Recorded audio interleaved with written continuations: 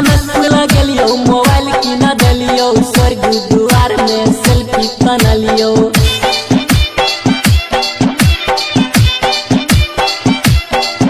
एगे जानकी मंदिर तोरा घुमलियो नीला महल में सिनेमा देखलियो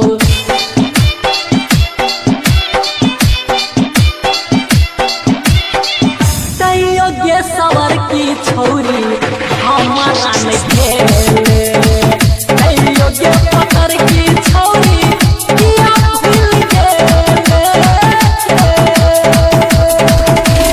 नारद यादव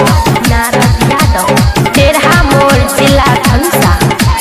एगे लहन लगलियो पार्क घुमेलियो कांछा होटल में खाना खुएलियो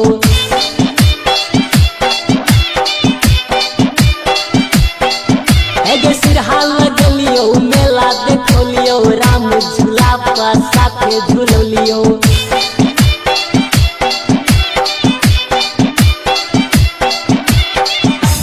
योग्य सवार की छौरी हमारा नहीं योग्य पतर की छौरी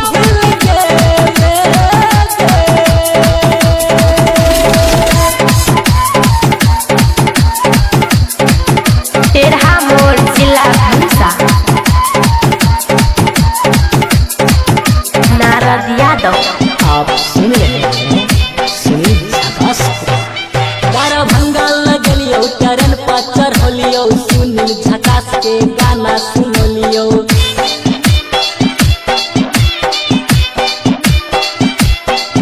एगे जयनगर में साड़ी की न दलियो बिरजू सिंघानिया से फोटो खिंचलियो